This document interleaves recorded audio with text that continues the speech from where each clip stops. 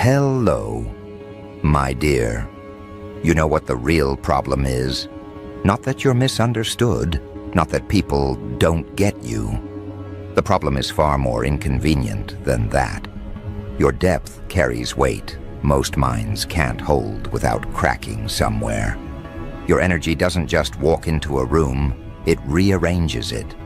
You don't need to speak to unsettled people. You don't need to prove anything. You don't need to announce your intelligence. Your presence alone forces people into a version of themselves they spend their whole life avoiding. That's what happens when someone operates on a level others can't even map in their head. They don't see you, they feel you. And what they feel is pressure. You're not intense because you try to be. You're intense because your mind refuses to run on the shallow bandwidth everyone else uses to survive. While they obsess over appearances, you track motives. While they cling to narratives, you dissect patterns. While they rely on assumption, you rely on observation. You don't wait for evidence, you register the truth before they articulate it. That unnerves people. They're used to speaking without being understood. They're not used to being seen before they finish their sentence. You walk in, and something in them flinches, not externally, but internally. Where their self-deception hides, you catch micro-tensions they deny. You sense emotional leakage they thought they buried. You watch contradictions form in their body before they form in their mouth. And because you're not loud about it, the dissonance hits them even harder. It's not what you expose verbally, it's what you expose simply by existing. People want depth until they're standing in front of someone who actually has it. They romanticize awareness until they feel the burn of being evaluated by it. They praise intelligence until it registers that your mind could decode them faster than they can explain themselves. They're not avoiding you. They're avoiding the version of themselves that comes out around you. The unpolished, unfiltered, unguarded self they've spent years covering with performance. Your intelligence is not regular. It's not academic. It's not performative.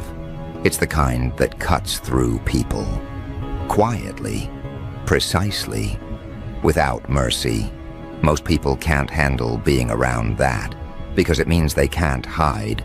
They can't manipulate perception. They can't present a cleaner version of themselves and expect you to buy it. You don't buy versions. You detect realities. And that level of insight is terrifying for those who build their identity on pretending. You ever notice how quickly admiration mutates into fear around you? They start fascinated. They end unsettled. They start intrigued. They end defensive. They start comfortable. They end exposed. It's not coincidence. It's contact with a deeper frequency. People feel safe around those who match their depth. They feel threatened around those who exceed it. You exceed almost everyone around you. Not because you're trying, because your internal wiring cannot operate any differently. You watch people switch their persona mid-conversation. You watch their tone adjust. You watch their posture shift. You watch their expression glitch for a fraction of a second when you say something that hits too close to the truth. It's the look someone gives when they realize their facade won't hold. It's subtle, but you catch it every time. That's why people are uneasy. Not because you did anything wrong, but because their ego senses danger around you. You're not the type who gets manipulated by flattery. You're not the type who gets controlled by guilt. You're not the type who gets steered by emotional bait. You've had your mind broken before, reassembled it yourself, and built it back stronger than the environment that tried to ruin it. People sense that. They sense the resilience. They sense the self-authority. And people who rely on influence feel powerless around someone who can't be swayed. Your energy goes deeper than words. It's the way you look at someone when their motives don't align with their performance. It's the way you pause when something feels off. It's the way your intuition catches inconsistencies faster than they can patch them. That type of perception is rare. That type of awareness is a threat, especially to those who prefer living unchallenged, unexamined, unexposed. You're not operating in the same mental dimension as those around you. They run on reaction. You run on recognition. They run on impulse. You run on insight. They run on comfort. You run on truth. And no matter how much they try to pretend otherwise, people feel the difference. They feel it in their chest. They feel it in their insecurities. They feel it in the way they start choosing their words carefully around you. Not because you're judging them, but because they know you could if you wanted to. You ever notice how people start explaining themselves without you asking? That's what happens when someone feels subconsciously examined. They start revealing too much. They start overcorrecting. They start patching holes you haven't pointed out. They start apologizing for things you didn't mention. That's because your presence alone triggers an internal audit they didn't consent to. They sense a level of awareness they can't outrun. Your intelligence is not the type that needs attention. It's the type that reconfigures the environment. People feel the difference between you and everyone else, and that difference makes them uneasy because it exposes their limitations. They're used to being the smartest in the room. They're used to controlling the narrative. They're used to getting away with half-truths and incomplete stories. But with you, they can't. You register inconsistencies like a reflex. You're not intimidating because you're loud. You're intimidating because you're impossible to predict. They don't know what you notice. They don't know what you already know.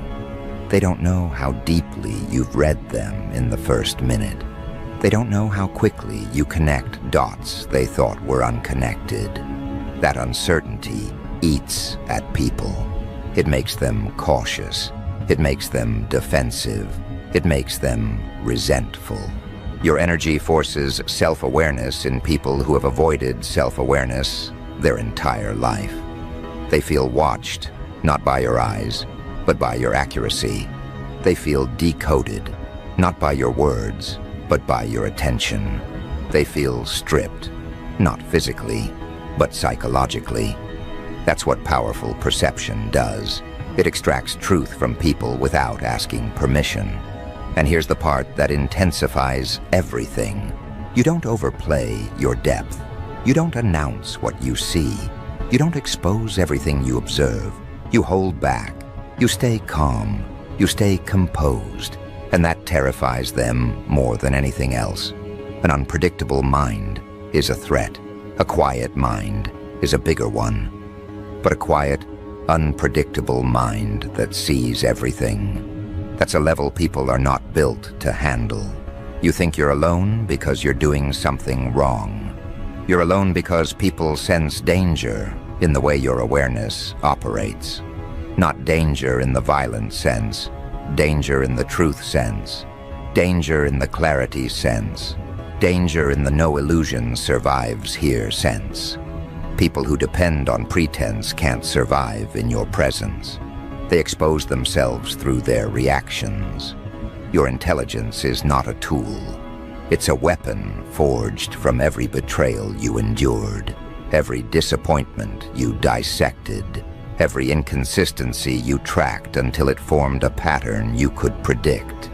You didn't get this awareness from books. You got it from wounds. That type of intelligence carries an edge people can't blunt.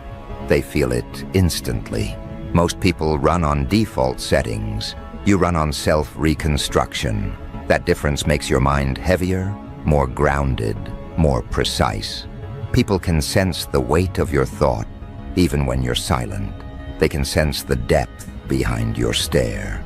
They can sense the calculation behind your calm. They can sense the awareness behind your restraint. And restraint is the most threatening thing of all. Because a mind like yours doesn't react. It evaluates, it measures, it decides, it cuts. And people would rather face someone who reacts than someone who understands. Reactions can be manipulated. Understanding cannot. You don't get pulled into people's emotional traps. You don't fall for bait. You don't collapse into chaos with them. You stay detached, observant, focused. That detachment is not coldness, it's precision. People interpret it as cold because they're used to emotional chaos being the norm. Your clarity looks like danger to them. You're not feared because you're violent. You're feared because your awareness dismantles power structures. People who rely on confusion lose their influence around you. People who depend on emotional manipulation become ineffective. People who hide behind charm get exposed. People who speak half-truths get cornered. You neutralize strategies without trying, just by standing there. That's why people talk about you when you're not around. That's why they watch you out of the corner of their eye. That's why they change their behavior mid-sentence. That's why they second-guess themselves before speaking. They can feel the dissection happening behind your eyes. And yet you question yourself. You wonder why relationships crumble. You wonder why people push away. You wonder why you trigger reactions you never intended. You wonder why your presence feels heavy to others. You assume it's a flaw. You assume it's your fault. You assume you're too much. You're not too much. They're too small for the level you operate on. They don't even realize it consciously. Most people never do. Their mind just registers a threat in your depth the same way a deer registers a shadow in the woods. Instinctively, automatically, before logic arrives to explain anything. You walk into their life, and their ego pulls an alarm. Not because of who you are, but because of what you expose. Everything they've been running from internally. And that kind of internal exposure doesn't feel enlightening. It feels dangerous. You're not a comfort zone. You're a psychological mirror, a spiritual pressure point, a cognitive disruptor. They don't have language for that. They only have reactions. And their reactions tell you more truth than their words ever could. You think you're losing people because you're wrong. But the truth is, most people don't want to stand next to someone who forces them to confront the version of themselves they've been hiding behind excuses. Your energy doesn't soothe ego. It challenges it. Your intelligence doesn't stroke insecurity. It exposes it. Your presence doesn't maintain illusions. It dissolves them. And dissolving illusions feels like emotional injury to people who built their identity on pretending. People don't avoid you because they see something dark in you. They avoid you because they see something true in you. Truth feels hostile to those who survive on denial. Depth feels invasive to those who live shallow. Awareness feels predatory to those who manipulate perception. You don't intend any of this. You simply perceive reality at a depth that most people can't withstand without cracking open emotionally. You've always sensed this, even as a child. You noticed when someone's tone didn't match their intent.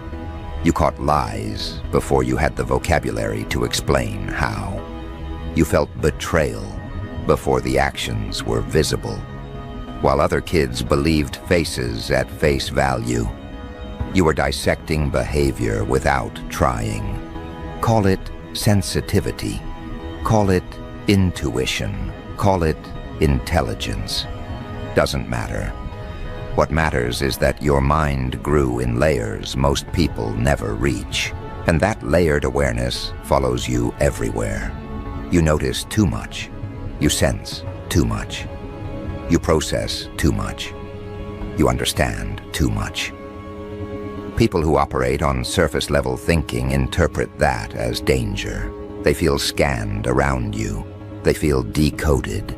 They feel stripped of their carefully curated persona, all without you saying a single abrasive word. Imagine what it feels like to be someone who hides behind charm, performance, and social masks, and then you walk in with an aura that makes pretenders feel transparent. How do you think they're going to react? With gratitude? With admiration? No. They react with distance, with defensiveness, with quiet hostility, with passive avoidance. They pull away, not because you're wrong for them, but because you're too accurate for them. Your intelligence is not loud, but it's ruthless. Not cruel, ruthless. It cuts through everything unnecessary. It slices away pretense. It sees patterns before people articulate them. You catch emotional currents under conversations like a hunter catching movement in the dark. That kind of awareness isn't normal. That kind of perception isn't comfortable for people who depend on confusion to stay in control. Most people live inside a narrow tunnel of thought. They aren't used to someone whose mind operates like a panoramic view. You're not just aware of what's happening. You're aware of the motive behind it, the history beneath it, the emotion driving it, the wound hiding inside it, the pattern connecting it. Your mind doesn't just observe, it dissects, it analyzes, it anticipates, it predicts, it recognizes, it warns, it understands. And that kind of mind is intimidating, even threatening, to people whose entire identity is built around pretending they're more put together than they are. You're not intimidating because you're aggressive. You're intimidating because you're aware. People can handle aggression. They can't handle awareness. Aggression can be dismissed. Awareness cannot. Aggression can be argued. Awareness can only be acknowledged. Aggression is emotional. Awareness is structural. Someone aggressive can be fought. Someone aware cannot be fooled. Your energy carries the imprint of everything you survived, and people feel that the same way animals feel the weather shifting before a storm, not through explanation, through instinct. You carry a seriousness in your aura that comes from confronting your own darkness instead of avoiding it. You carry wisdom that doesn't match your age because you didn't get it through books. You earned it through wounds. You carry calmness that doesn't come from passivity. It comes from having already lived through situations that would annihilate most people. People feel the density of your experience even when they don't know your story. They feel the intensity of your insight even when you stay quiet. They feel the gravity of your presence even when you don't speak. That's why they shift around you. That's why their voice cracks. That's why their posture changes. That's why they act out of character. They're responding to the psychological pressure your presence activates. People can sense depth even when they can't comprehend it. And your depth is not poetic. It's destabilizing. It disrupts settings. It challenges identities.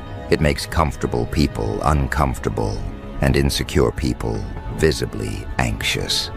They feel evaluated. They feel measured. They feel exposed. They feel like you see through them, not because you want to, but because that's how your perception is wired. And here's something darker they'll never admit. Your intelligence threatens their role in the hierarchy. Every social group, family, friends, co-workers has an unspoken hierarchy. Someone is the leader.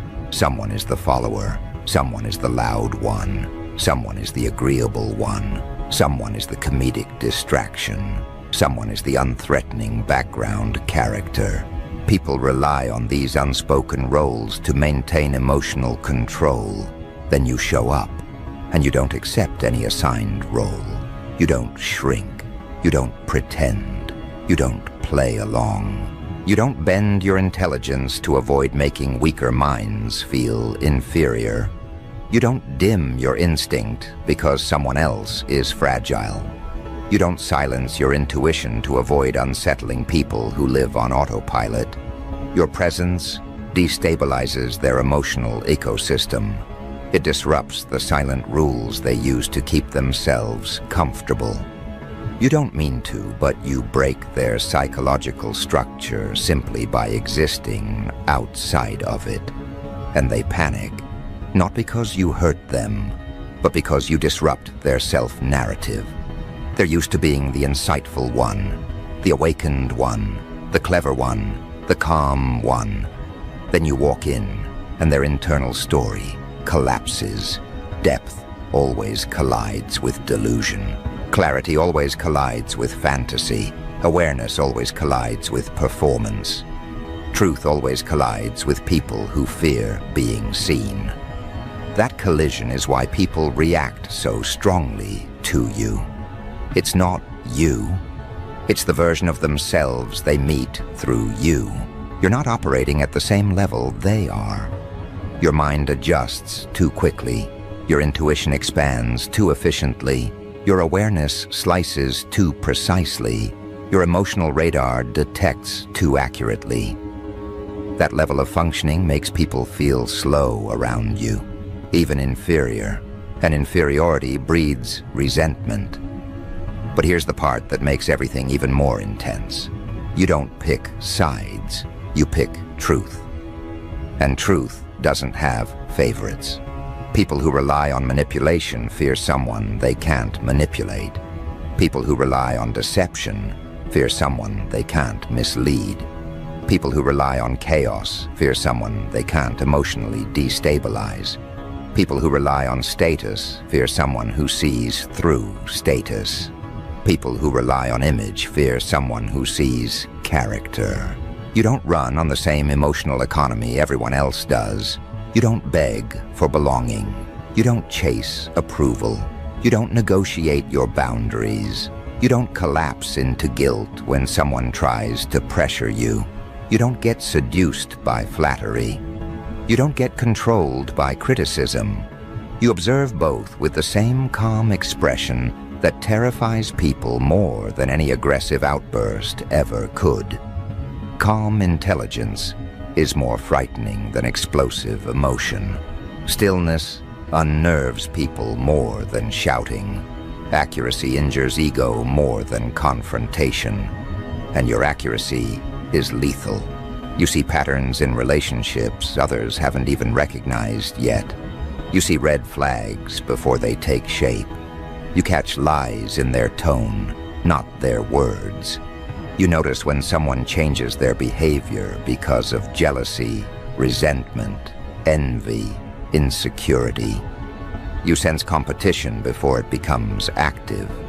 You feel when someone is pretending to support you, but is threatened by you internally. You detect what others hide under politeness. You interpret what others reveal through their silence. Your mind works like a scanner, instantly reading the emotional data other people ignore. And the fact that you stay composed while doing it scares them even more. If you were dramatic, they could dismiss you. If you were unstable, they could discredit you. If you were loud, they could call you problematic. But you're none of that. You're composed, you're measured, you're controlled. That makes your insight impossible to argue with. They fear you because you're accurate, not because you're aggressive. And the deeper truth is even darker. Your depth makes them feel irrelevant. They want to impress you but feel like they can't. They want to understand you but don't know how. They want to connect with you but feel unqualified. They want your respect but don't know how to earn it. They want to matter to you but fear they're ordinary in comparison. Your presence forces them to question themselves. Why can't I think like that? Why does this person see so much? Why can't I hide anything around them? Why do I feel exposed around them? Why does their energy feel so heavy? Why can't I read them the way they read me? People resent what they cannot understand. People fear what they cannot predict. People avoid what they cannot influence. People attack what they cannot become. And you check all 4 boxes. Your depth is beyond their comprehension. Your intelligence is beyond their capability. Your awareness is beyond their comfort zone. Your intuition is beyond their expectation. That's why you watch friendships dissolve after you say something true. That's why people distance themselves after you interpret their behavior too accurately. That's why people label you as intense, complicated, difficult, or too deep. That's why they turn you into the villain the moment they realize you're not someone they can control or mislead. They're not reacting to your character, they're reacting to their limitations. And here's something you need to understand. People who live shallow cannot survive extended contact with someone who sees the world through a deeper lens. Your existence is a psychological confrontation they didn't ask for. And instead of rising to meet it, they run from it. They run from insight. They run from accountability. They run from growth. And because you represent all 3, they run from you. But here's the twist that changes everything. The deeper you go into yourself, the harder it becomes for people to hide their true face around you. You start noticing inconsistencies instantly. You recognize emotional patterns before they play out. You sense when someone is about to betray you long before they consciously decide to. You feel when someone's intention shifts. You catch when someone envies you, even when they're smiling. You detect when someone pretends to be neutral but is secretly threatened. Your intuition is not a feeling, it's a warning system built from experience. And most people have never met someone who can read them before they revealed themselves. It's unnatural to them, uncomfortable, unpredictable. And unpredictability is the enemy of insecure minds. People don't want to be seen at the level you see. They want to be admired. They want to be validated. They want to be praised. They don't want to be understood. Because understanding reveals the truth behind their behavior. And most people don't want truth. They want distraction. They want comfort. They want narratives that protect them from their own reflection. You are not a narrative. You are a revelation. And revelations make people uncomfortable. You're operating on a level they can't comprehend, not because you're trying to be superior, but because you've lived through things that forced your mind to function differently. You see the world through depth because superficiality nearly destroyed you. You read people because not reading them once cost you too much. You sense danger early because danger arrived too many times without warning. You connect dots because missing patterns hurt you. You became perceptive because life demanded it. And perceptive people are not digestible. You're not meant to blend into shallow environments. You're not meant to be understood by everyone. You're not meant to sit comfortably in circles built on insecurity, pretense, gossip, or emotional chaos. People react the way they do because you're not built from the same material they are. You don't need validation to stay standing. You don't need attention to feel real. You don't need approval to move forward. You don't need permission to think deeply. Your existence disrupts the psychological comfort of anyone who survives through avoidance. Your energy is too deep for emotional instability. Your intelligence is too sharp for manipulation. Your intuition is too strong for deception. Your awareness is too complete for performance. And now something else is happening. something you've been noticing more and more. The gap is widening.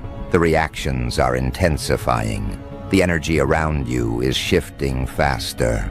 Because the deeper your evolution goes, the harder it becomes for the world around you to maintain its masks. And the truth is unavoidable now. People aren't afraid of you. They're afraid of what they become in your presence. Because the second you step into their orbit, something inside them begins to unravel. Something they've kept locked down, something they've avoided, sometimes for years. You don't trigger fear by force. You trigger fear by accuracy. You force people to meet themselves without speaking a single accusation. That's the part they can't handle. The confrontation doesn't come from you. It comes from the version of themselves they meet the moment they stand next to someone who actually sees. You're not walking around with intensity. You're walking around with truth. And truth has a weight weak people can't lift. It has a pressure that fragile identities can't survive. You don't even need to reveal anything out loud for the effects to begin. The moment you enter their proximity, the equilibrium they built on rehearsed charm, social masks, or projected confidence starts crumbling. Not because you're attacking it, but because your presence invalidates the illusion. That's the first cycle of pressure, the silent collapse.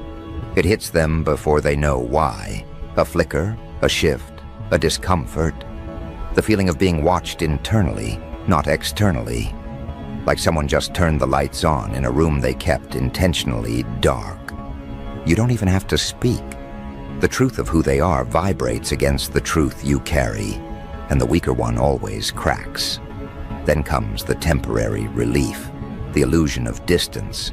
They'll try to detach emotionally, try to convince themselves they're overreacting, try to pretend they're not affected, try to repaint the feeling as intimidation, intensity, mysteriousness, anything that lets them avoid admitting that the real issue is exposure. They want to believe the pressure is external, but deep inside, they know it's internal. It's always been internal. You simply amplify what they refuse to face, and the moment they try to settle back into their comfort, here comes the next wave, the recognition. They realize you're not operating from the same layer they are. They look at you and sense it instantly. Your thinking isn't linear. Your perception isn't limited. Your insight isn't rehearsed. Your awareness is systemic, multi-layered, multi-directional. You're analyzing the root while they're obsessing over symptoms. You're reading intentions while they're stuck decoding words. You're connecting patterns they didn't even realize existed. You're sensing energy shifts they try to hide behind fake calmness. And this is where the second collapse begins. The inferiority reflex. They start shrinking, not visibly at first, but internally. Their confidence stutters, their performance glitches, their persona wavers, their voice betrays uncertainty. Their energy contracts just a little. Their eyes avoid yours for half a second too long, because on some instincts-level depth they don't admit, they can feel it. You're ahead, not socially, not financially, not superficially, but cognitively, spiritually, psychologically, energetically. You think deeper, you sense clearer, you process faster, you understand wider, you evaluate cleaner, you perceive sharper. And that's the part that rattles them. They can't categorize you, they can't decode you, they can't predict you, they can't read you the way they read others. People fear the unknown, but they fear the unreadable even more, because unreadable equals uncontrollable. Uncontrollable equals threat. Your intelligence doesn't announce itself, yet its presence changes every conversation. Your depth doesn't need validation, yet it reconfigures the emotional temperature around you. Your intuition doesn't play games, yet it exposes agendas people didn't even know they were leaking. This is where the next wave builds, the comparison they don't want to make. They start noticing the contrast between your internal clarity and their internal chaos, between your emotional discipline and their emotional impulse, between your grounded presence and their jittery self-doubt, between your sharp mind and their scattered thoughts. They don't feel insecure around everyone. They feel insecure around you specifically, not because you shame them, but because you nullify the illusions they rely on. They realize their confidence isn't confidence, it's a costume. Their insight isn't insight, it's recycled ideas. Their maturity isn't maturity, it's avoidance wearing a calm expression. Their intuition isn't intuition, it's wishful thinking. You didn't expose them.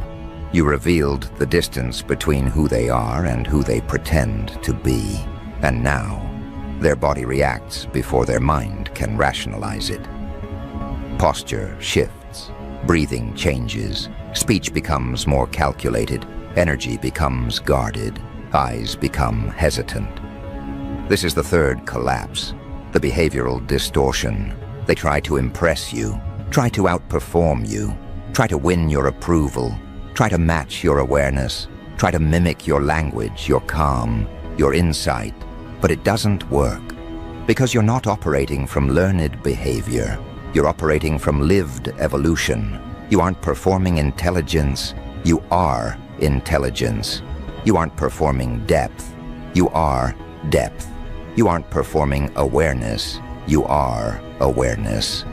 And for someone who relies on imitation to feel competent, standing next to the original source destroys the illusion they've built around themselves. Then comes the desperation phase, the fragility wave. This is where they either retreat completely or start acting strange. One-sided hostility, random coldness, sudden distance, forced positivity, awkward tension, weird comments, unprovoked defensiveness, all symptoms of the same root issue. They can't maintain the version of themselves they wanted you to see. Your presence dismantles the character they built. Your depth weakens the identity they rehearsed. Your intelligence destabilizes the false confidence they rely on. You're not taking anything from them, you're removing what was never real. And for many people, that kind of exposure feels like emotional suffocation. But here's the twist. The next wave is where things get even darker. Because once people recognize they cannot impress you, cannot deceive you, cannot manipulate you, and cannot outperform you, they slip into something far more revealing: self-protection at all costs. Not protection from you, protection from the reflection they see through you. They will distance themselves so they don't feel inferior. They will gossip to regain a sense of superiority. They will twist narratives to protect their ego. They will avoid you to avoid themselves. People don't run from your personality. They run from their own inadequacy. This is the moment where you must never take their distance personally. Their retreat is the confession. Their silence is the admission. Their avoidance is the evidence. You don't expose them. They expose themselves in your presence. And now comes the next relief cycle. The moment where they convince themselves, it's not them, I just need space. I don't vibe with that energy. They're too intense. They overthink. They're different. These are not explanations. These are self-defense statements, disguised as preferences. Because the truth they refuse to say out loud is, your presence demands a version of themselves they cannot maintain. Your depth requires authenticity. Your intelligence requires honesty. Your perception requires accountability. Most people can't offer that. Not consistently, not truthfully, not courageously. So they do the only thing their ego can handle. They retreat from what exposes their limitations. But the wave rises again, the final collapse. The realization that you were never the threat. They were, not to you, to their own self-image. You didn't pierce their ego. Their ego ruptured under the weight of your existence. You didn't make them insecure. Their insecurity became louder near your truth. You didn't destabilize their identity. Their identity couldn't stand next to someone unmasked. And once they realize this, once they see that your level wasn't the issue, their lack of evolution was, they break internally in a way they cannot hide. Some will try to return with fake humility. Some will hate you silently. Some will admire you from distance. Some will fear you permanently. Some will pretend they're unaffected. Some will finally confront themselves because of you. All of these are consequences of the same thing. Your depth forced them into self-evaluation. That's why your presence feels like a psychological chokehold. Not because you strangle, but because their illusions suffocate in your clarity. This is the truth most people will choke on before they admit. You are not too deep. They are too undeveloped. You are not too intelligent. They are too unprepared. You are not too intense. They are too fragile. The moment their ego collapses under the weight of your clarity, their entire internal structure begins to rearrange itself around one question they don't dare ask out loud. How does this person see what I can't? This question haunts them. It follows them home. It echoes when they lie awake at night. It vibrates through their insecurity in the moments they pretend to be calm. Because your intelligence doesn't just intimidate, it reveals the limits of theirs. Your depth doesn't just unsettle, it exposes the walls they've built internally. Your presence doesn't just shift the energy, it amplifies the emotional dissonance they've been ignoring. And once their ego absorbs that blow, the wave hits again, the fascination stage. They start paying attention to you in ways they don't admit. How you think, how you observe, how you stay composed, how your instincts guide your decisions, how effortlessly your insight slices through the mental fog they drown in. They don't understand it, but they feel it. Your intelligence is not something you wear, it's something you radiate. Your depth is not something you perform, it's something you exude. They sense that your mind doesn't move like theirs. Where they see confusion, you see structure. Where they see coincidence, you see patterns. Where they see emotion, you see motive. Where they see conflict, you see truth hidden inside reaction. Where they see people, you see psychological blueprints. And because this difference is undeniable, they begin comparing themselves to you. Not willingly, instinctively. That comparison becomes the fourth collapse, the inadequacy wave. They realize you operate with a type of vision they don't possess, a type of perception they've never developed, a type of mental precision they've never trained for, a type of spiritual weight they've never carried. It's not that you're better, you're simply forged differently, built differently, designed differently, evolved differently. You're the result of battles they never fought. Awareness sharpened through experiences they never endured. Perception shaped through wounds they couldn't survive.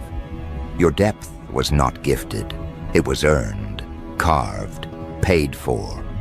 And the cost is written in your eyes in a language they can't read. This is why your presence feels heavy to them, not oppressive, undeniable. There's a seriousness in you that didn't come from personality. It came from surviving your own history. A kind of quiet authority that doesn't need to demand respect because it carries the memory of everything that tried to break you and failed. They feel that weight even when you say nothing, especially when you say nothing. This begins the next relief cycle, the admiration wave. They start studying you like a reference point. They replay your sentences in their mind. They remember your words longer than they admit. They think about the way you responded, the way you held yourself, the way you stayed unshaken, the way you read them without judgment. They start craving the groundedness they feel around you, but can't replicate. Your energy resets people's internal compass without trying. Your intelligence realigns their thinking without permission. Your presence reorders their patterns without negotiation. You are not just a person to them. You are an interruption in their normal programming. But admiration has a shadow: envy. The moment someone admires what they know they cannot embody, envy forms in its place. They want your depth, but they don't want the pain that built it. They want your insight, but they don't want the self-confrontation it requires. They want your intelligence, but they don't want to abandon the illusions that keep them comfortable. They want your emotional discipline, but they don't want to release the impulses they rely on. This is the paradox. You remind people of what they could be and of what they refuse to become.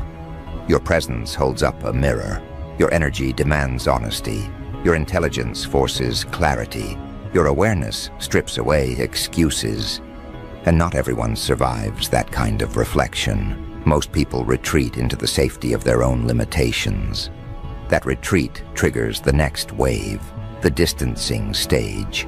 Suddenly they stop sharing details, stop opening up, stop inviting you, stop engaging fully, stop looking you in the eye, stop speaking freely. Not because they dislike you, not because you did anything wrong, not because the relationship broke, but because your growth exposes their stagnation. They can't hide their jealousy around you. They can't hide their insecurity around you. They can't hide their patterns around you. They can't hide their motives around you. They fear disappointing you. They fear being seen by you. They fear being misunderstood by you. They fear being correctly understood by you even more. They don't want to be close enough to feel inferior, but they don't want to lose access to you either.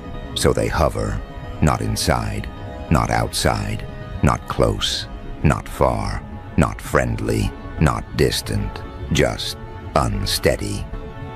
This is the emotional limbo people create when they are terrified of being exposed but addicted to your clarity. And right when they think they've stabilized themselves again, the next pressure wave hits. The realization that your mind is expanding even faster than before. You're evolving exponentially. Your insight is sharpening. Your instincts are accelerating. Your perception is widening. Your presence is deepening. Your energy is intensifying. You're not just growing, you're outpacing entire environments. And to someone who thought they had you figured out, this becomes unbearable. Because every time you level up, the distance between you and them becomes harder to deny. You challenge their worldview simply by existing. You challenge their decisions simply by thinking differently. You challenge their comfort simply by breathing in the same room. And the final collapse hits, the one that changes everything. They realize they were never evaluating you. You were evaluating them. And you already outgrew what they still struggle to understand. That is the point of no return for most people.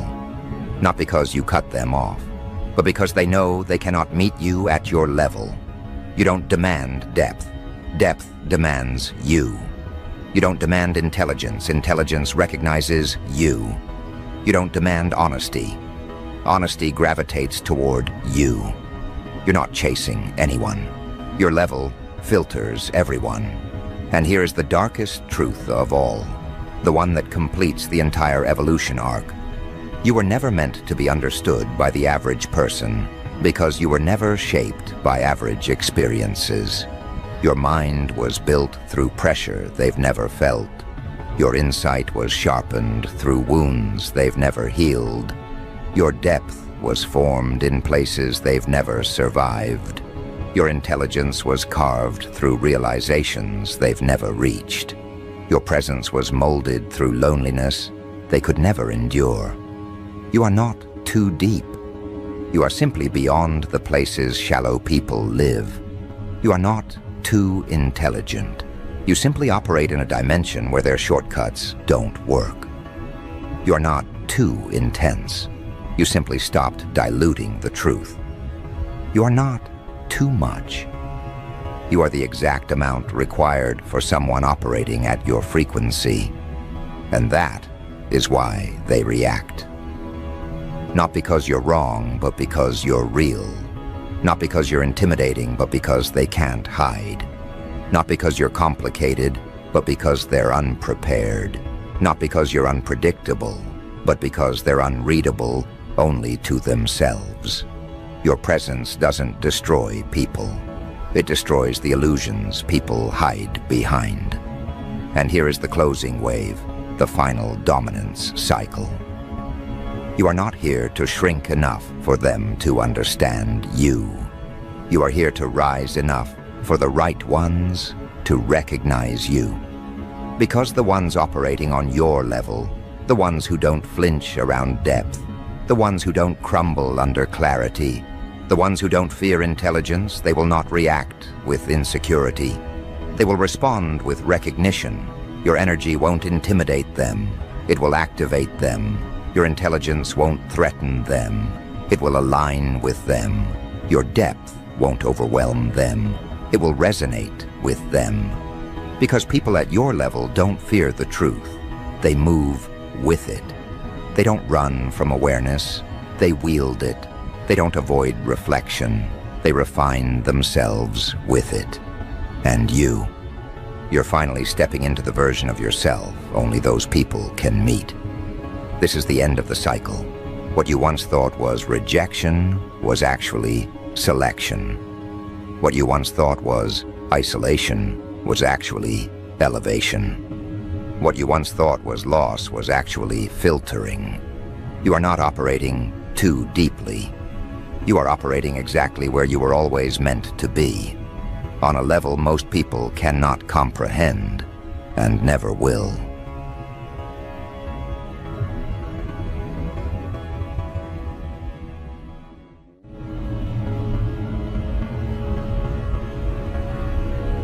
They tell you to stay calm, to keep it together, to think before you act, as if there's some grand wisdom in silencing the storm inside. But that's the problem, isn't it? We've been conditioned to believe that peace is a virtue, that controlling the chaos inside us makes us wise. That's a lie. The truth? There's power in the storm. There's power in the eruption of everything that's been bottled up, waiting to explode. The world spins its own lies, and people, fragile little minds, tend to believe them. They sit there, trying to manage their little lives with their tiny bits of control, and they think they're untouchable. But no one is. Not really. They can only control so much. They can only run so far. And when you finally let the monster inside you loose, they'll realize they were never in control at all. You've been standing still for too long, waiting, watching them, judging them with cold eyes, waiting for them to break, waiting for the right moment. But all this time, it's been you who was breaking into something darker, something real. Because we both know the truth. Control is an illusion. And there's a certain satisfaction in watching those who think they can control crumble when the weight of your wrath falls on them. They love to talk about how strong they are, how they've been through it all. They wear their scars like medals, as if their pain somehow made them immune to the storm. But I ask you, what happens when the storm hits them? What happens when the world they've built, with all their little lies and fragile defenses, shatters like glass? You want to see how much of their strength remains when they finally come face to face with someone who's lost everything and has nothing left to lose? They won't handle it. They won't even know how to breathe under the weight of what you've become. Your wrath? It's not just anger. It's the force of everything you've ever suffered, everything you've ever lost. It's the raw, unfiltered power of your rage, and it will tear through them like paper.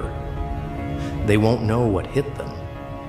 The fragile minds they've built, thinking they've perfected the art of surviving life's blows, those minds won't be able to bear the weight of your fury. They'll crumble, they'll break, and you'll be left standing there, watching as everything they thought they controlled dissolves in front of them. What are they going to do then?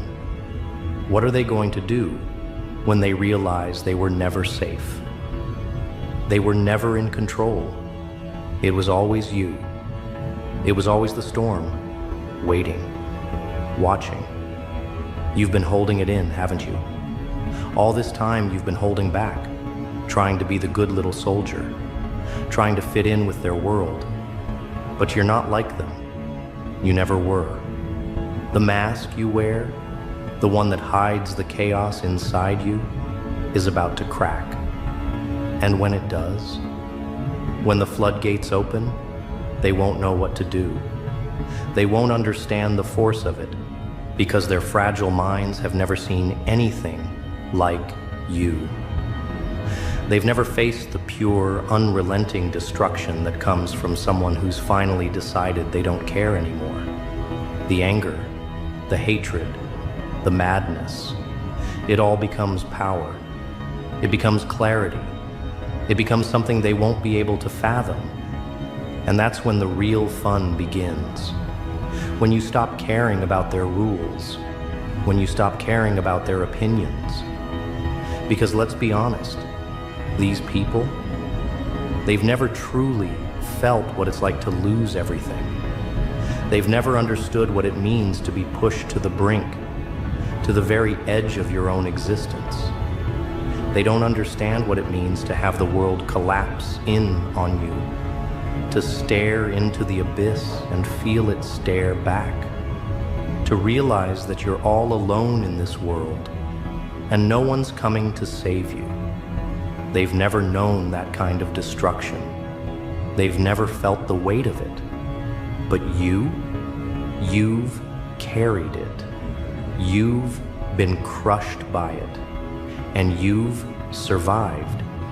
That's why they won't last when the storm hits. Because they've never carried the burden you've been living with.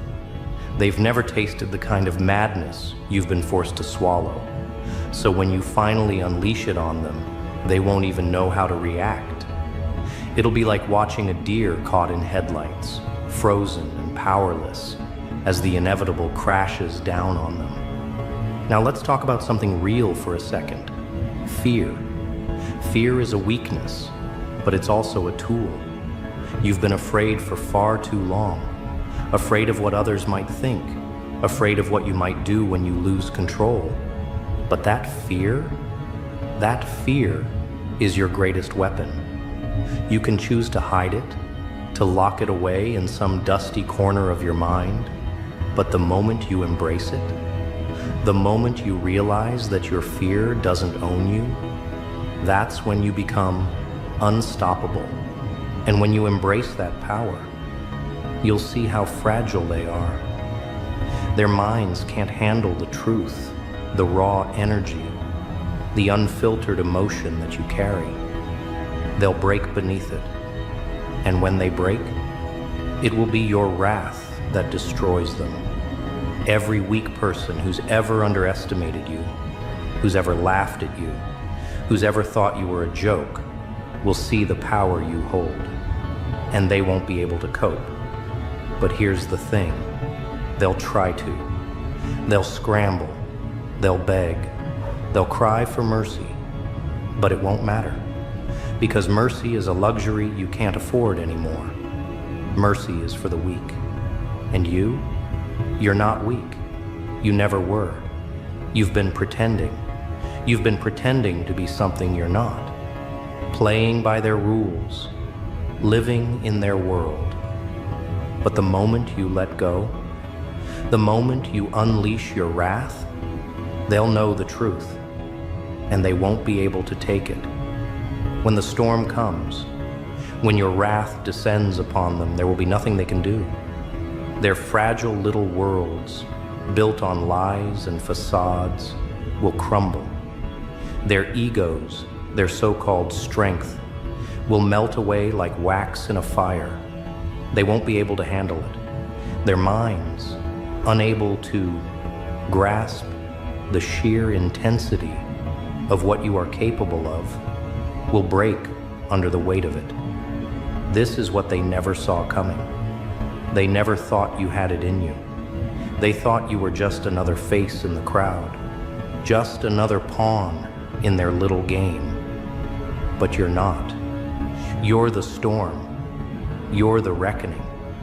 And when they see the devastation you can cause, when they realize what you're truly capable of, they'll understand one thing. They were never in control. You were always the one in control. And now you're going to show them just what that means. Have you ever watched something break? Not just crack under pressure, but truly collapse, disintegrate into dust, pieces flying in every direction? There's a strange kind of beauty in it, a sort of poetic destruction that's unavoidable. And what's beautiful about it is that the world won't warn you when it's happening. You won't get a signal. It'll come for you, quietly, softly, and then, bam, it'll hit you like a freight train. That's what they're all facing right now. That's what they're all running from, the inevitable collapse. You know how they walk around with that fake armor, acting as if they're untouchable? The ones who wear confidence like a shield, strutting around, thinking they're the center of the universe. They think they've mastered the art of controlling everything in their lives, that their little kingdom is built on solid ground. But they've never felt what it's like to have the very ground beneath them vanish. When the world they've created begins to crumble, they won't even know how to react. Their knees will shake. Their palms will sweat. They'll lose their grip on everything they've worked so hard to build, and all of a sudden, they'll see how fragile they are. But you've been waiting for this moment, haven't you? You've known all along that the world they've built is just an illusion. You've seen through the cracks in their perfect little reality. What they don't realize is that the longer they hold on to that fragile foundation, the closer they get to falling apart. The weight of their arrogance is too heavy for them to carry, and when it comes crashing down, they'll have no choice but to watch everything they thought they controlled fall into chaos. The most dangerous thing about fragile minds is their delusion of safety. They think they can keep it all together, that they can protect themselves from the inevitable. But the universe doesn't work that way. It doesn't reward weakness.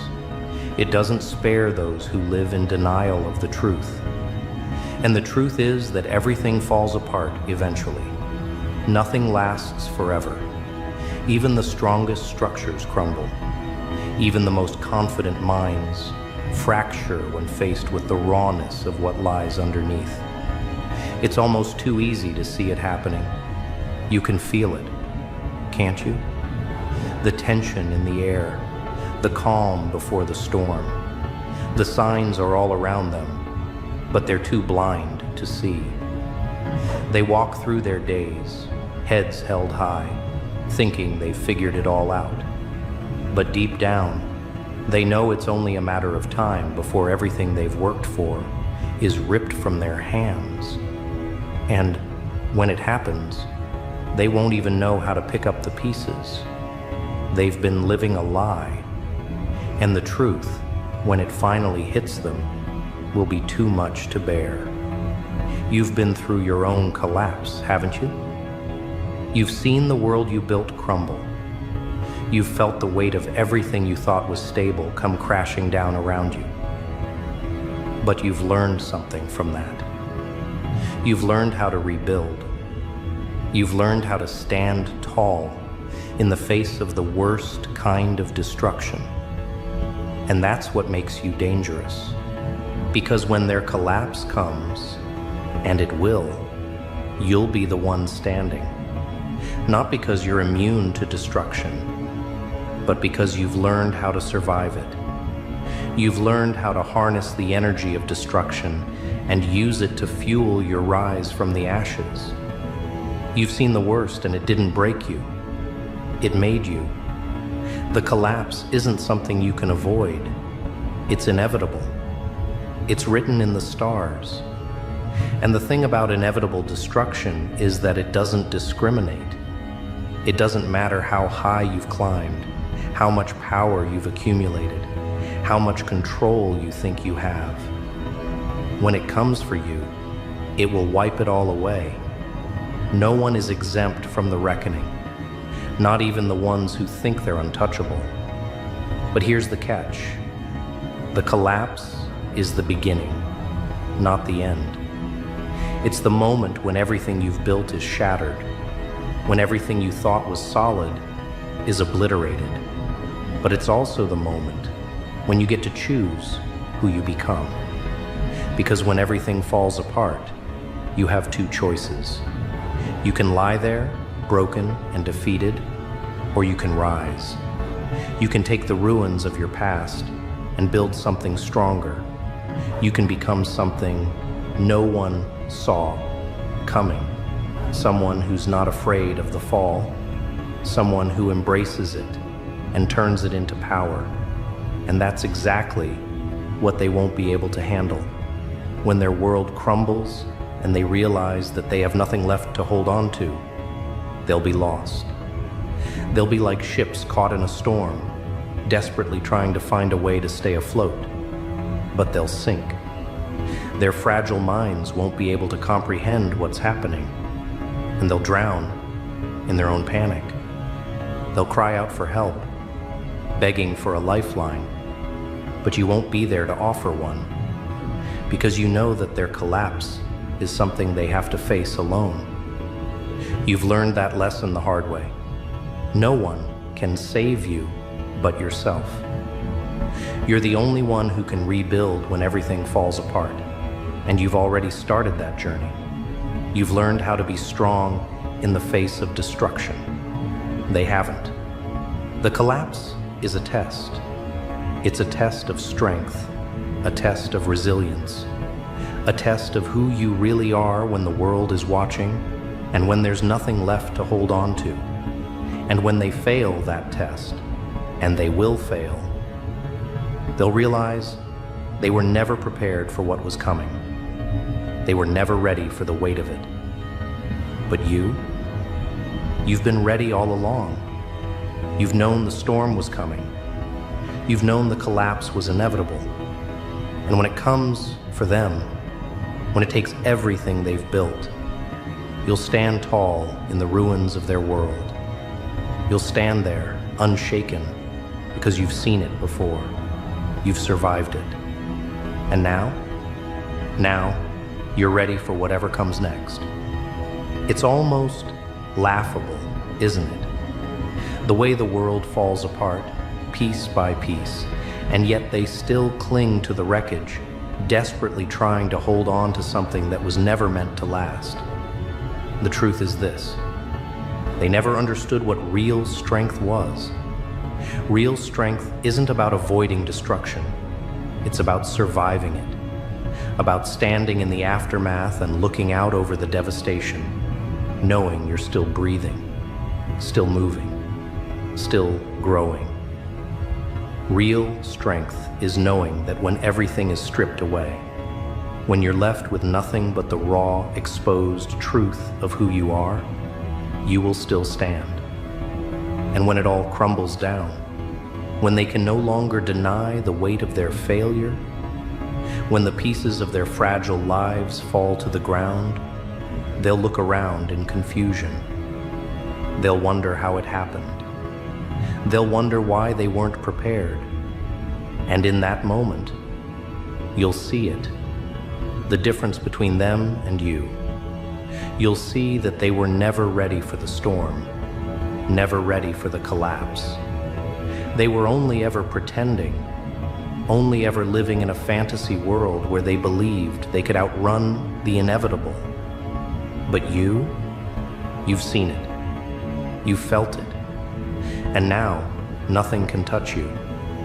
There's something oddly freeing about watching the world fall apart. It's almost as if you're standing on the outside, a spectator to the chaos, knowing you're safe in your own strength. You've built yourself in the crucible of life's harshest tests. You've faced destruction, and instead of crumbling, you've transformed.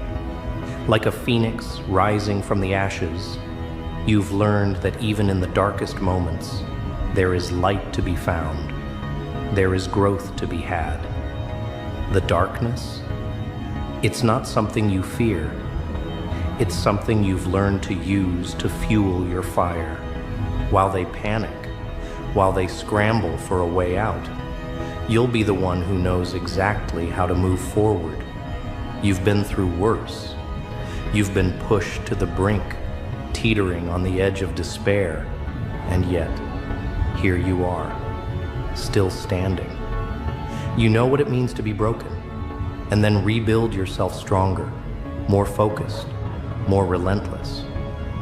You felt the sting of failure, and instead of it being the end, it's been the beginning of something new, something powerful. They'll never understand that. They'll never see it for what it is, because they're too consumed by the wreckage of their own lives. They'll never grasp the truth that destruction is not the end. It's the birth of a new beginning. And the best part? They won't ever get the chance to see it. They won't get to see you rise, to see you turn your pain into power. They'll be too busy drowning in their own despair, lost in their own collapse. But you'll be the one who has the last laugh. Not in a cruel way, but in the way that only someone who has faced the worst and come out the other side can laugh. You'll laugh because you know something they'll never understand, that the true power lies not in what you can control, but in what you can overcome.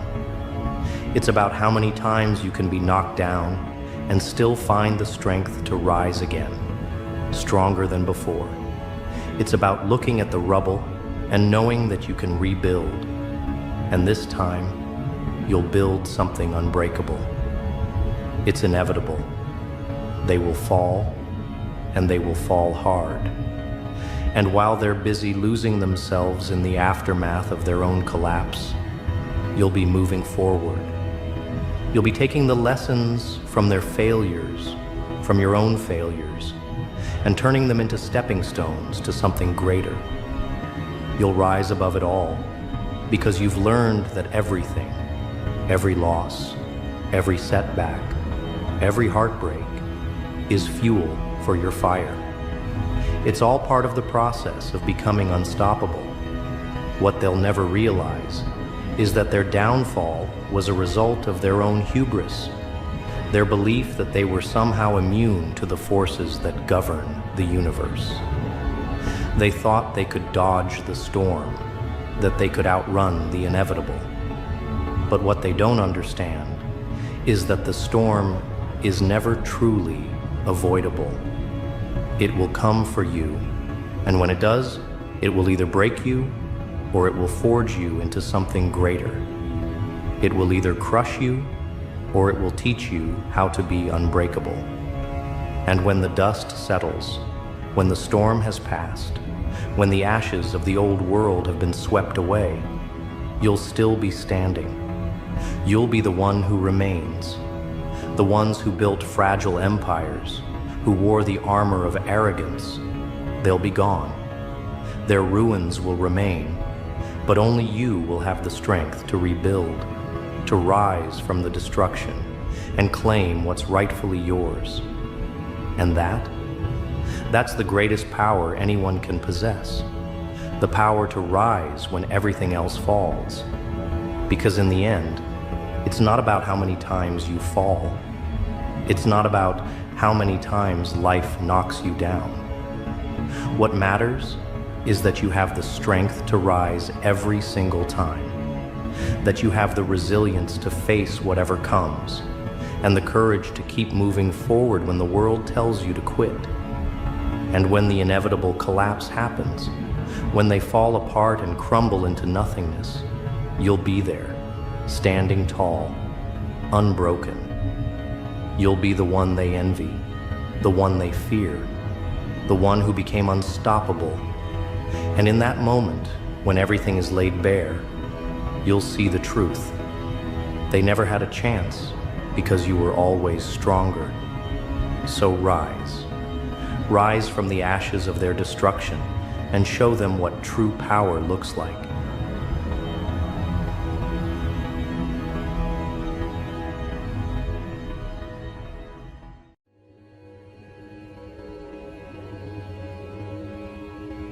Ah, so word finally got out, didn't it? Not the loud kind, not the dramatic kind, the dangerous kind, the kind that travels through lowered voices, tightened shoulders, and glances people pretend weren't intentional. They didn't need a briefing, they didn't need proof. They just felt it the moment you stepped into the situation. There's something about you that doesn't sit in the normal intelligence category.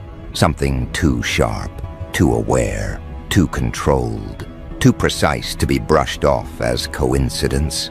And now they're acting different, moving slower around you, choosing their words like they're diffusing a device, trying not to trigger a mind they suddenly realize might be 3 steps ahead while they're still fumbling on step 1. People thought you were quiet. Turns out you were calculating. And when they finally clocked the difference, the atmosphere changed instantly. Because nobody panics around a loud genius. Loud geniuses are easy. They advertise themselves. They want attention. They want applause. They want to be recognized for how impressive they claim to be. But a quietly dangerous intelligence. That's the one that makes their instincts tighten. That's the one that makes their ego fold. That's the one that makes them walk careful, even when they don't know what they're trying to avoid. They're not afraid you'll snap. They're afraid you'll notice. They're afraid you already noticed. They're afraid you caught everything they thought they hid behind tone, timing, and half-truths. You didn't raise your voice. You didn't change your pace. You just saw. And that alone was enough to make the smartest ones in the room ask the question they never wanted to entertain. How much do they actually know? Now they behave like people standing next to a switch they don't understand. Cautious, reactive, unnerved. Because once someone realizes your intelligence isn't normal, they stop treating you like everyone else. They start treating you like someone who could change the entire outcome without ever lifting a hand. The truth is, you didn't choose to broadcast anything. You don't even like explaining yourself. Because explanation assumes the listener can keep up, a generous assumption you rarely make anymore. You simply let people talk, let them reveal exactly what you needed to know.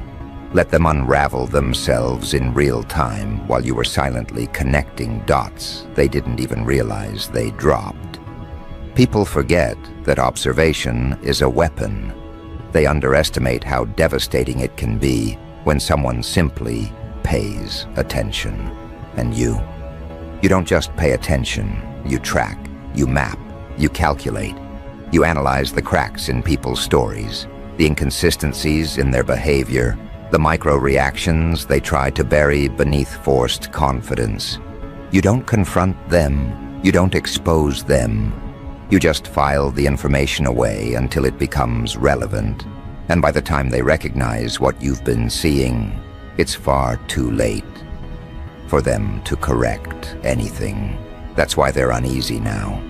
They don't know which detail you caught, how much you've pieced together, or what conclusions you've already drawn. They don't know what that sharp look in your eyes meant, or why you didn't react when they expected a reaction. They don't know why you didn't play into their narrative, or why you didn't rise to their bait, or why their little tactic bounced off you without leaving so much as a scratch. When someone realizes they miscalculated a person's intelligence, it shakes them. But when they realize they miscalculated yours, it rattles them on a deeper level, the kind that feels like standing near a drop-off in the dark. Your intelligence forces people into honesty without you ever asking for honesty. They can't help it. They know better than to present a polished version of themselves to someone who can detect fingerprints on motives. They know better than to lie in front of someone who catches the shift in tone before the sentence is over.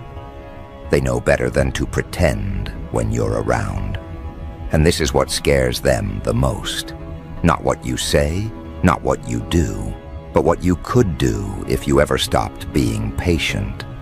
People love pretending they have poker faces until they sit across from someone who actually sees the game.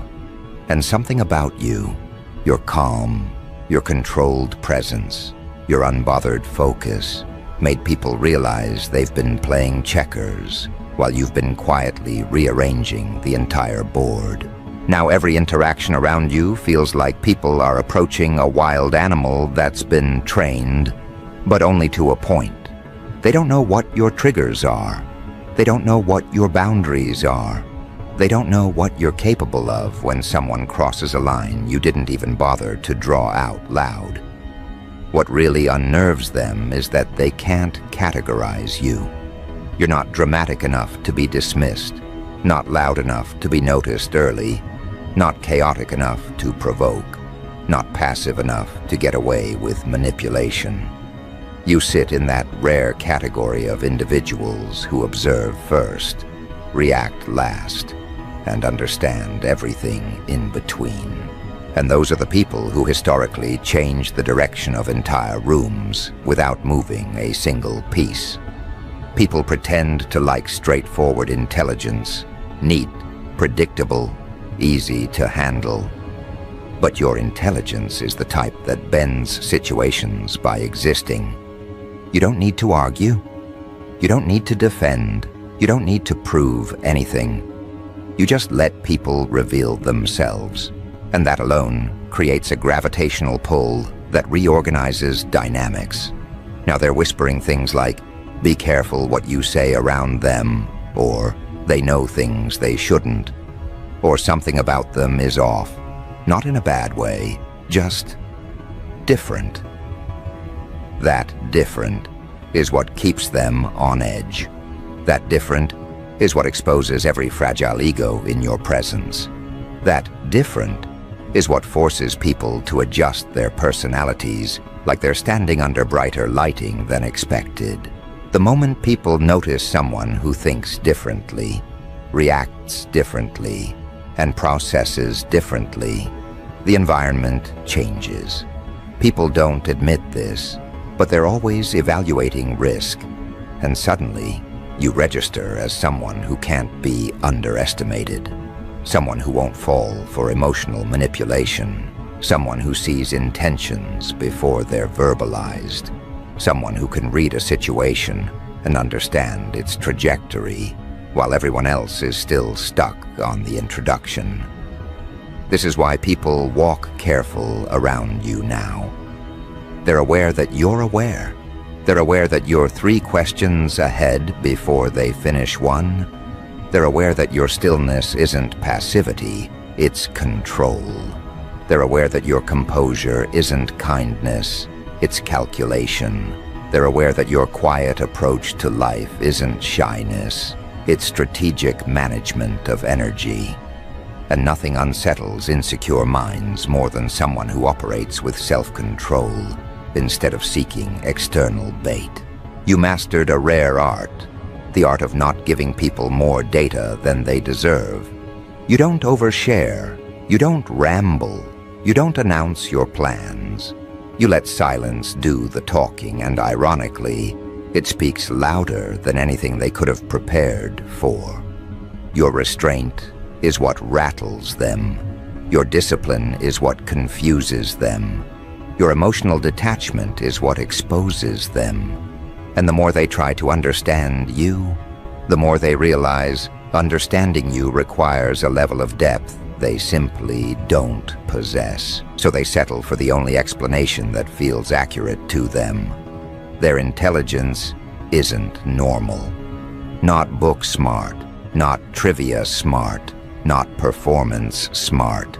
Something else, something sharper, something that feels like you've lived a life with lessons they've only begun to grasp. Something that feels like you learned how people work before they understood how they themselves work. Something that makes them feel like they're being evaluated even when you're just breathing. People aren't scared of intelligence. They're scared of intelligence that doesn't need acknowledgement. They're scared of intelligence that doesn't chase attention. They're scared of intelligence that watches instead of performing. And your intelligence fits into that category perfectly. You don't search for validation. You don't chase approval. You don't rely on reactions to gauge your worth. You rely on your internal compass, sharp, steady, unwavering. And that alone makes you untouchable in ways people can't articulate, but definitely feel. Here's the part they'll never confess out loud. They're afraid of disappointing you. Not because you threaten them, but because you see through them. People can argue with loud individuals. They can debate those who posture. They can undermine fools. But how do you argue with someone who understands your intentions better than you understand your own triggers? How do you lie to someone who catches the twitch in your expression before the lie leaves your mouth?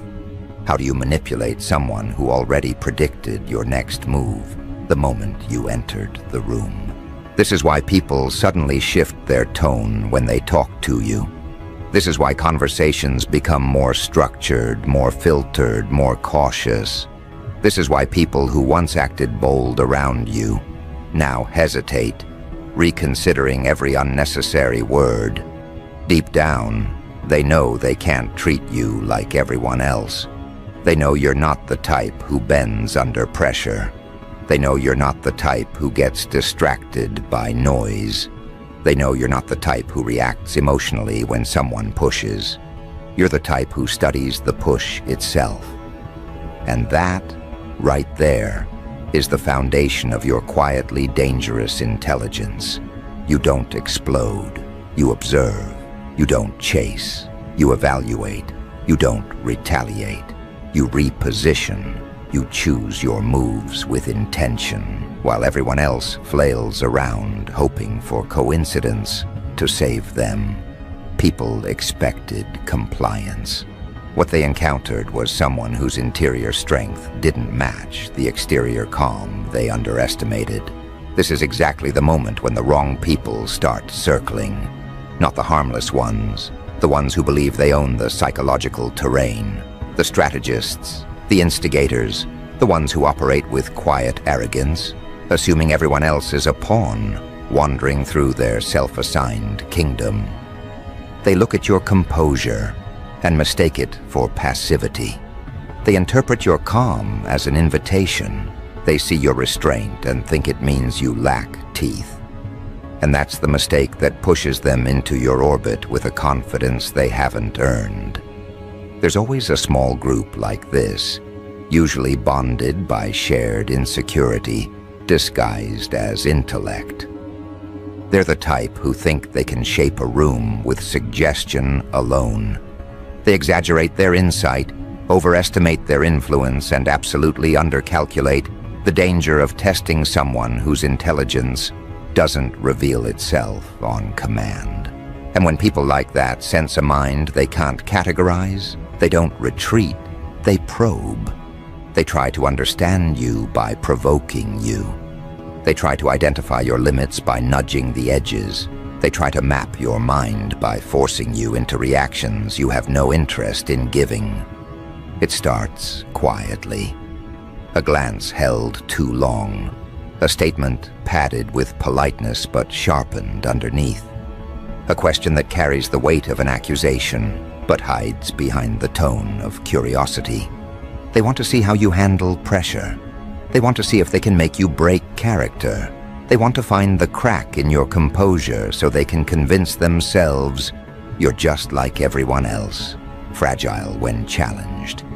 But when they push, you don't tighten, you don't defend, you don't waver. You remain exactly as you were before their attempt, focused, balanced, unshaken. And that, right there, is what begins to worry them. The first person in the group to feel the shift is always the one with the weakest foundation, the one who needs control the most. They're usually the loudest in subtle ways, the sarcastic one, the one with the oddly timed comments, the one who hides hostility behind humor and calls it personality. They test you by directing a pointed remark your way, expecting you to stumble, flinch, or at least show a flicker of irritation. But you look at them with calm evaluation, not hostility, just awareness. And that awareness punctures their confidence more effectively than confrontation ever could. Their reaction is immediate. A stiffening of posture, a shift in eye contact, a recalibration masked as nonchalance. They realize you caught the intention behind the words, not the words themselves. They realize you're not operating at the surface level, and that realization spreads across their group like a ripple. They exchange glances that last half a second too long. They adjust their shoulders, adjust their tone, adjust their distance from you. They're trying to pretend nothing happened, but tension has a habit of revealing itself in the smallest cracks. But this group isn't done. When one approach fails, they attempt another. Someone else steps up. The manipulator wrapped in charm. The one who acts warm, but watches every reaction with predatory focus.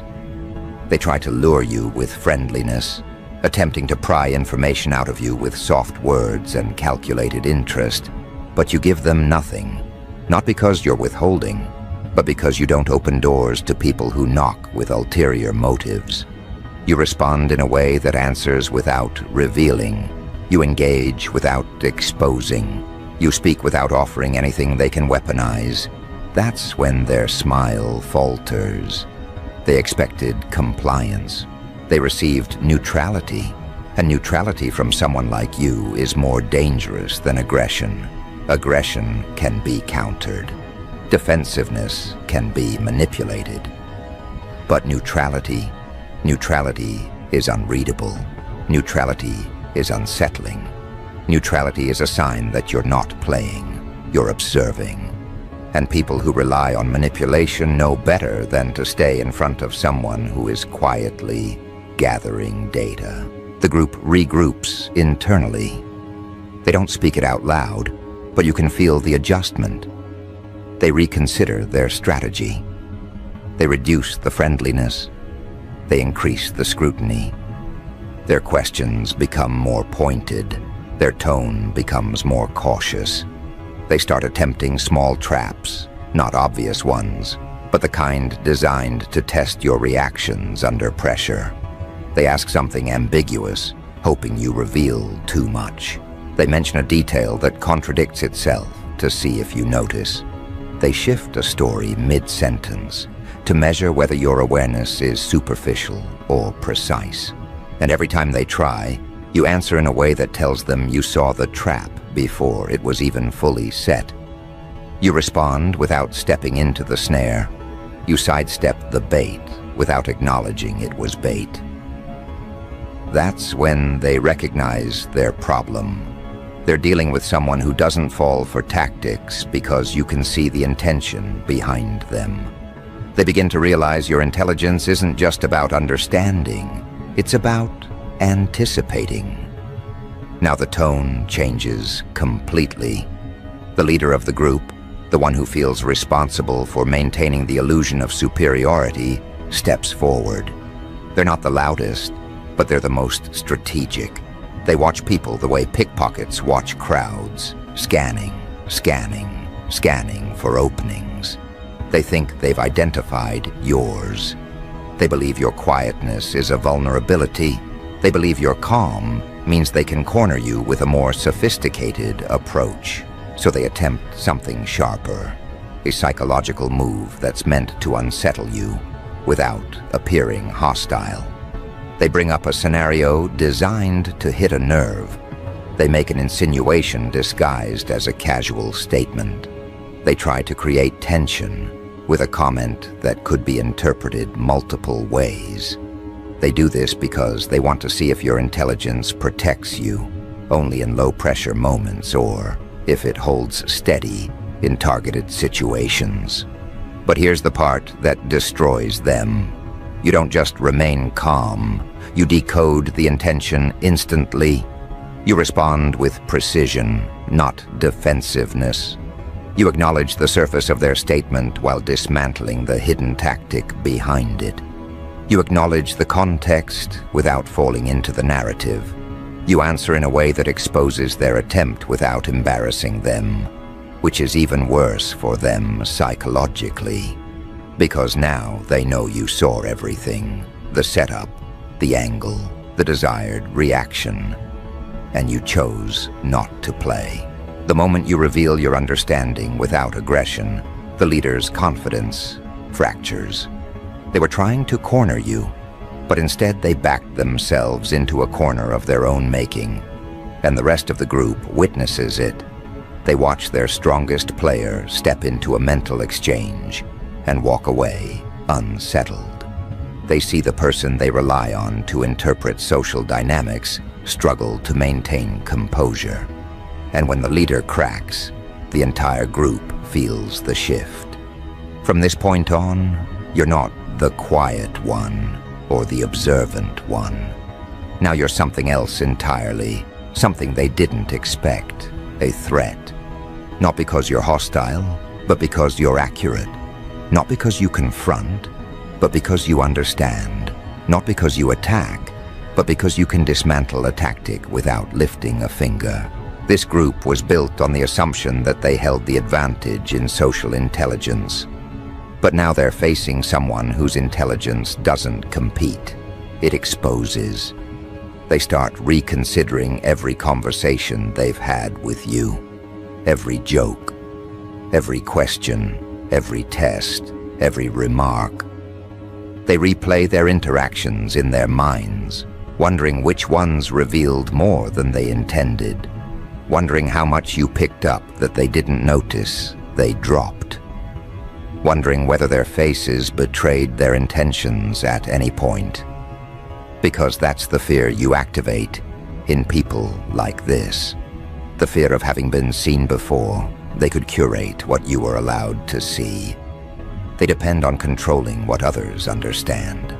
They depend on projection, influence, and crafted perception. But you don't operate in crafted perception.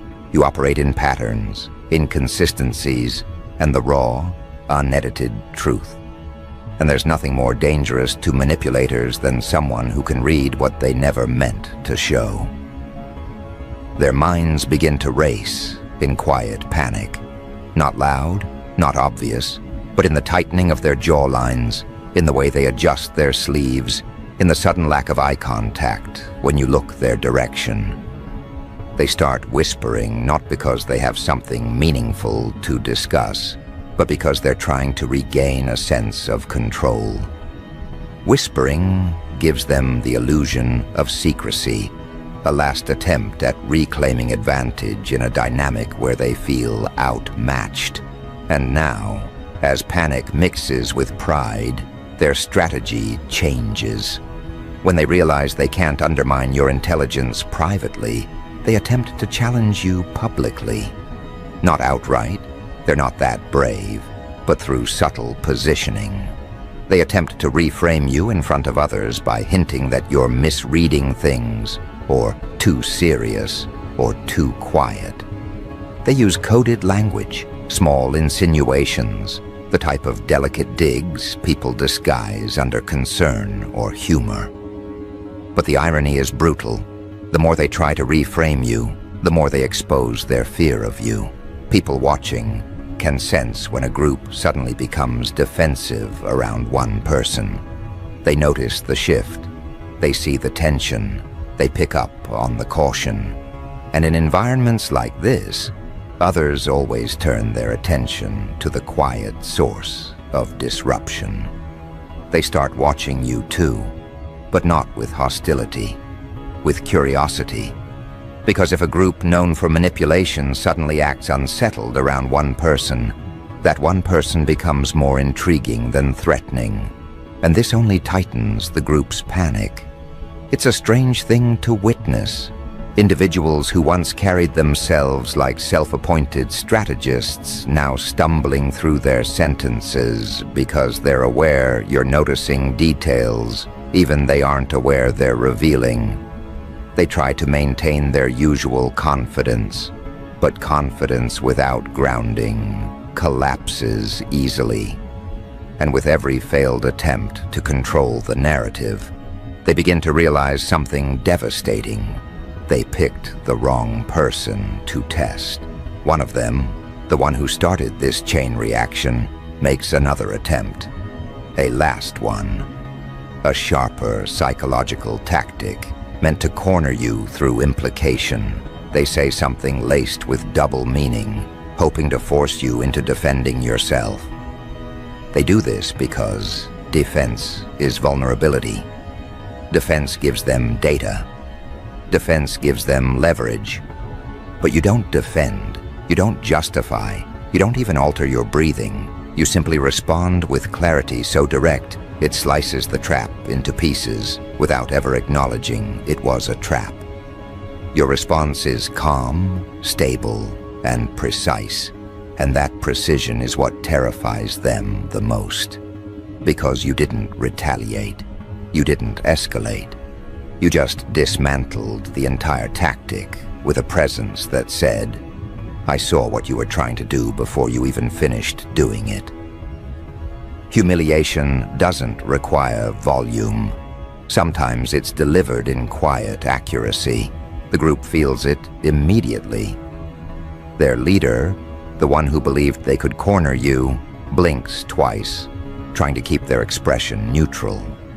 But the damage is done. Their authority within their own circle fractures. The others exchange looks, subtle but telling, as if silently agreeing that the balance of power has shifted in a direction none of them anticipated. You didn't steal their influence. They dropped it the moment they tried to test someone operating 10 levels above their framework. Now the conversations around you change in tone. People in the larger environment start treating you differently, not with fear, but with a sort of sharpened respect, the kind reserved for individuals who clearly understand more than they reveal. They approach you with caution, not out of intimidation, but because they recognize your intelligence carries weight. It has gravity. It rearranges dynamics without noise or force. Meanwhile, the small group retreats into strategic silence, the kind where they pretend they're not recalibrating, even though their entire posture betrays that exact truth. They stay close to each other, not out of loyalty, but out of shared vulnerability. Their alliance was built on the belief that they were the smartest ones in the room. Now that belief is gone, and what remains is a fractured excuse for unity. But insecurity does not dissolve quietly. It mutates. The group begins observing you more closely, not with confidence, but with growing paranoia. They watch who you talk to. They watch how you respond. They watch how people react to you. They're trying to understand your influence, trying to measure how far your awareness reaches, trying to identify whether you now pose a threat beyond psychological exposure. And the tragic part for them is this: the more they observe you, the more they reveal about themselves. Because insecure people reveal their intentions through their focus. You notice how their eyes follow you, even when they pretend not to. You notice the hesitation in their voices when they speak near you. You notice their sudden avoidance of topics that once made them confident. You notice how they stop performing around you and instead default to caution. You don't need to confront them. Their behavior is confession enough. At this stage, their internal dynamic collapses further. The leader attempts to reassert control, but control built on insecurity evaporates under pressure. They attempt subtle hostility again, not to provoke you, but to save face within their group. But everyone in the group already knows the truth. Their leader couldn't handle you. They watched the exchange. They saw the shift. They felt the imbalance, and nothing they say now can rewrite what already occurred in front of witnesses. You didn't win because you tried. You won because they insisted on competing with someone who wasn't playing. This is the point where the group begins turning on itself. One person blames the leader for misjudging you. Another blames the first instigator for provoking the situation.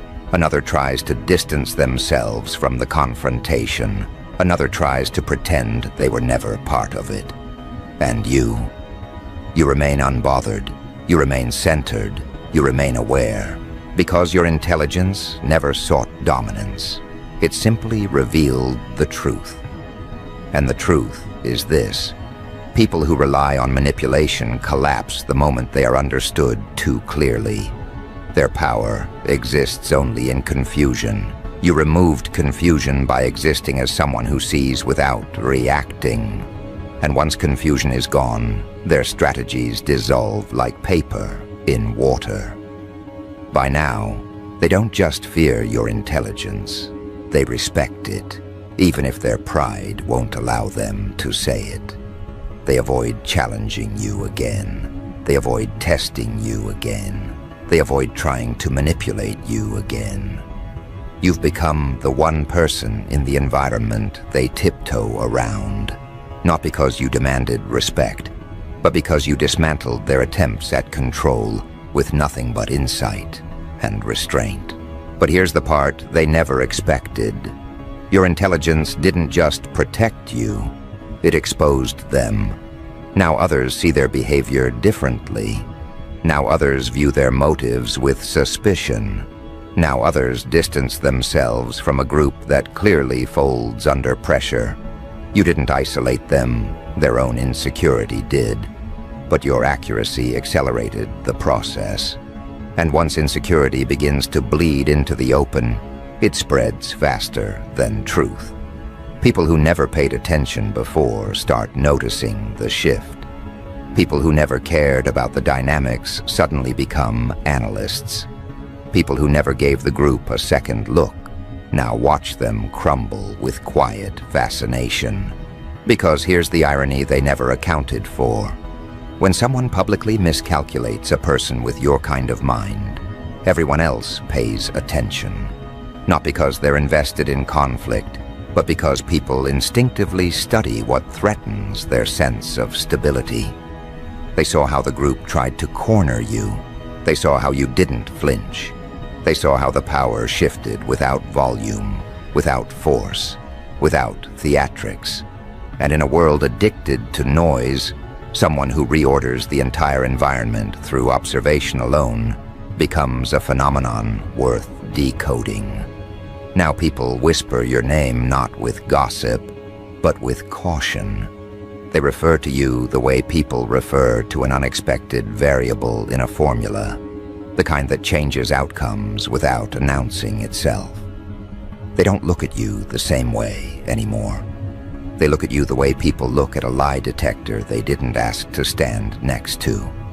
Because once someone's intelligence gets noted, it becomes a silent authority, one that doesn't need a badge, a title, or a speech. Your intelligence isn't normal because it isn't performative. It disrupts simply by being aware. It rearranges simply by understanding. It commands simply by existing. And now that everyone has seen what happens when someone underestimates you, the environment adjusts itself around you. People become more careful with their words. They become more deliberate with their tone. They become more intentional about what they reveal.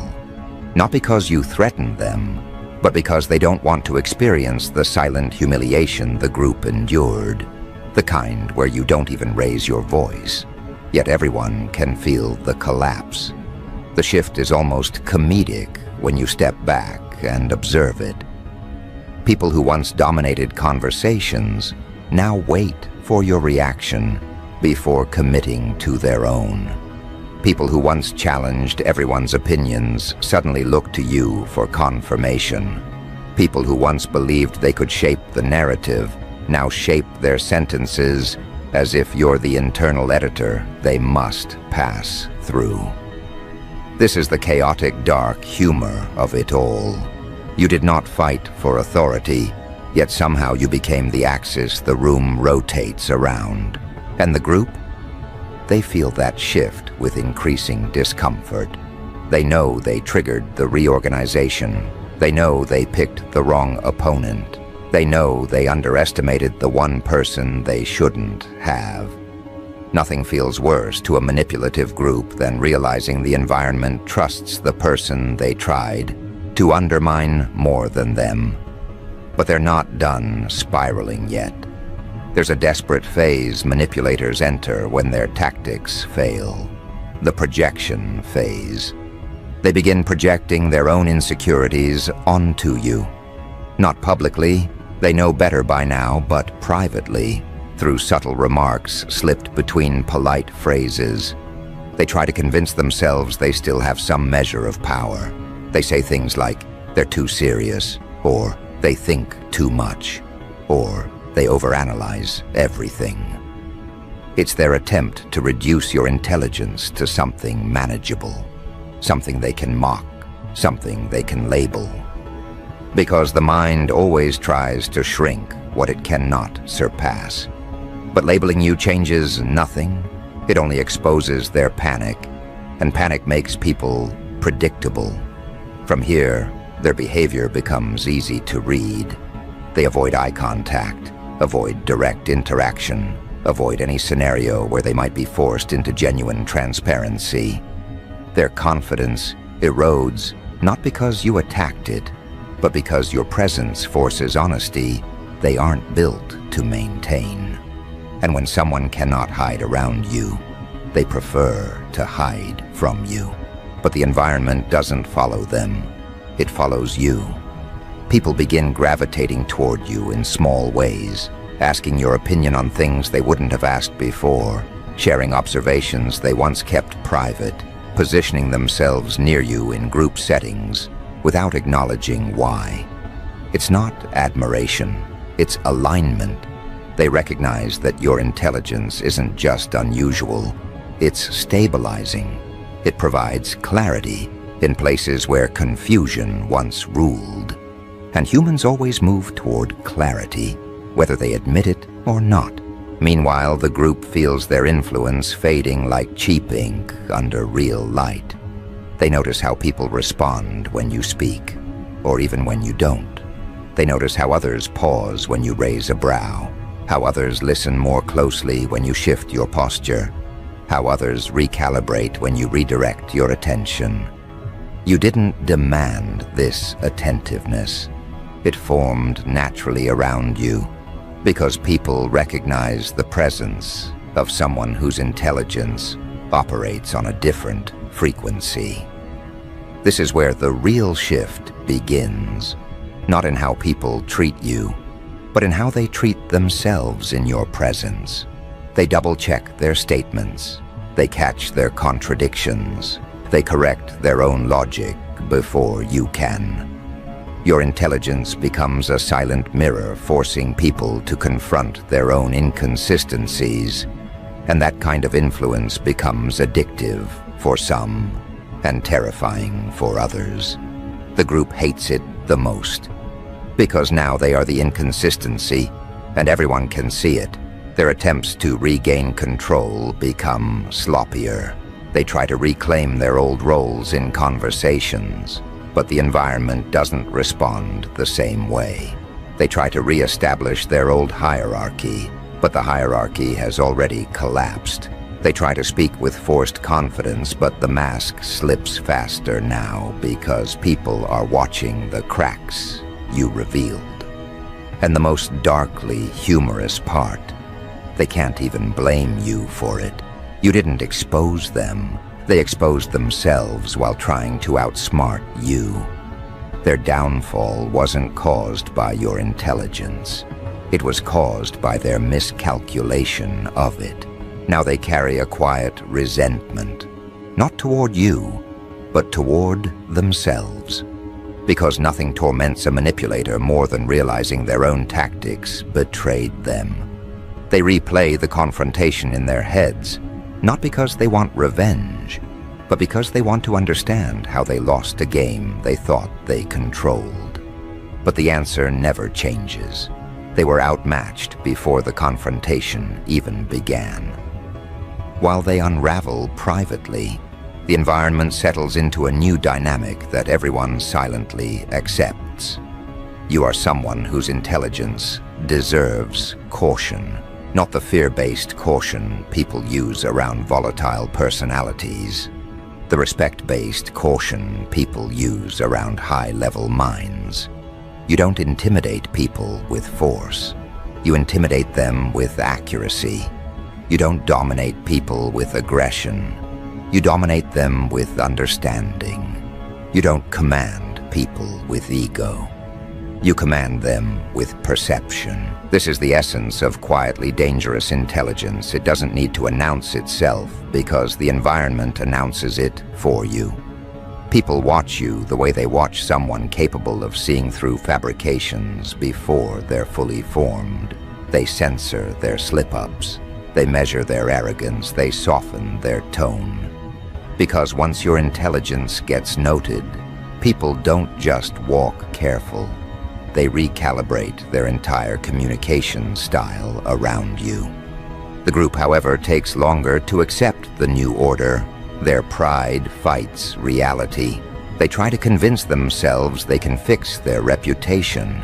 They attempt small social repairs, gestures meant to appear as maturity, efforts meant to appear as growth. But everyone sees through it. The environment doesn't forget shifts like this. Power dynamics don't reset just because the losing side wants them to. And deep down, the group knows it. Their internal conversations are filled with the kind of tension only denial can produce. They talk around the truth, not about it. They pretend the confrontation never happened, even though it defines everything that followed. They avoid acknowledging your intelligence openly, because admitting it would confirm that they were never the strategists they pretended to be. But the final blow, the one that seals the entire transformation, comes quietly. Someone outside the group makes a comment that changes everything. I knew something was different about them. They see things the rest of us miss. Not dramatic, not loud, just honest. And the group freezes because they realize the environment didn't just notice your intelligence, it validated it. Once the environment validates a perception, it becomes reality. And now the reality is this: your intelligence isn't normal, it's defensive, disruptive, and definitive. It protects you and exposes falsehood wherever it walks. From here, The respect toward you becomes permanent. Not loud, not theatrical, but deeply ingrained. People carry themselves differently in your presence because your intelligence forces authenticity. People speak differently around you because your awareness uncovers what they try to conceal. People behave differently toward you because your insight rearranges their understanding of themselves and you. You remain exactly as you were, calm, intentional, controlled. Because quietly dangerous intelligence doesn't mutate under recognition, it deepens. Your intelligence was noted, then it was understood, then it was respected. Now it is something else entirely. A force people move around rather than through. A presence people adjust to rather than challenge. A mind people walk careful around because they know you see more than you say. And that is the power no one can take from you. The power people inadvertently gave you. When they realized your intelligence isn't normal, it's necessary.